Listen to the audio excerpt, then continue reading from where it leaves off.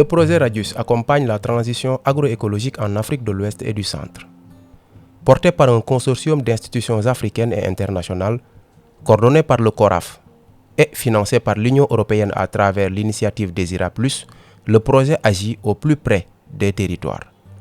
À Dakar, l'université Cheikh Anta Diop, en partenariat avec Solo Vert, a réuni des acteurs de l'agriculture urbaine au cœur de la grande réserve naturelle de la Grande Niayes de Pikine, afin de renforcer leur capacité pour des pratiques résilientes et respectueuses des écosystèmes. Dans cette dynamique, les collectivités locales se positionnent comme des partenaires incontournables en intégrant l'agroécologie dans leurs priorités de développement. Pikine est une ville dynamique où l'agriculture urbaine représente une position stratégique cruciale, aussi bien dans l'écosystème alimentaire, dans la création des emplois, mais aussi dans la préservation de notre environnement. L'urbanisation est galopante, la démographie est croissante, les maisons sont étroites, il y a un manque d'espace agricole.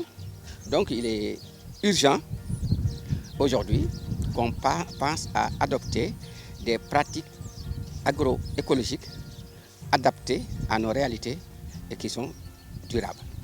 Guidés par l'expertise des formateurs, les participants repartent avec des compétences immédiatement mobilisables. On est aujourd'hui présent dans le cadre de renforcement de capacité des métiers en agroécologie, en maraîchage, micro-jardinage, micro-élevage, lombricompostage et compostage, qui constituent des métiers verts et qui sont des métiers d'avenir. On va les capaciter sur les techniques de maraîchage, comment faire les planches, comment faire une production de plants et comment faire une production de pépinières sur les différentes spéculations. En plus de cela, on fera le micro-élevage avec les caisses de micro-élevage sur lesquelles nous formons 16 acteurs aujourd'hui. Sur ces caisses-là, on peut faire une production d'environ 30 poulets par mois. Et en plus, sur ces caisses sont surélevées d'une production de maraîchage. Maintenant, en plus du micro-élevage, on a des techniques comme le lombricompostage et on a la synthèse des bioinsecticides naturels qui constitue aussi une alternative à l'utilisation des pesticides de synthèse pour lutter contre les nuisibles. Et parce que la durabilité se construit avec l'avenir, la jeunesse se place au premier plan, moteur d'innovation et actrice du changement. Nous avons pris comme bénéficiaires des jeunes et des femmes qui sont en train de mener des activités sur le terrain ici, au niveau de la réserve des Grandes Niayes, mais également au niveau de la forêt classée de Mbao et à Thiaroye Gare, pour renforcer leur capacité sur des techniques innovantes liées à l'agroécologie, pour qu'ils puissent quand même mettre en œuvre ces techniques-là et valoriser leur production. Donc pour nous, c'est vraiment une grande opportunité. Maintenant, je pense qu'aujourd'hui, il est aussi important davantage de mobiliser les jeunes sur ces métiers-là, parce qu'il y a beaucoup de jeunes qui s'intéressent mais qui ne connaissent pas l'agroécologie.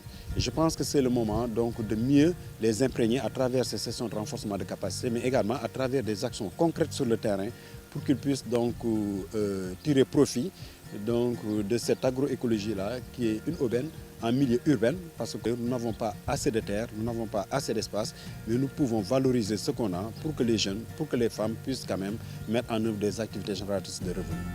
Cet atelier incarne une alliance forte entre institutions, chercheurs, collectivités et communautés à travers le projet Radius pour faire de l'agroécologie une réponse durable aux défis alimentaires et environnementaux.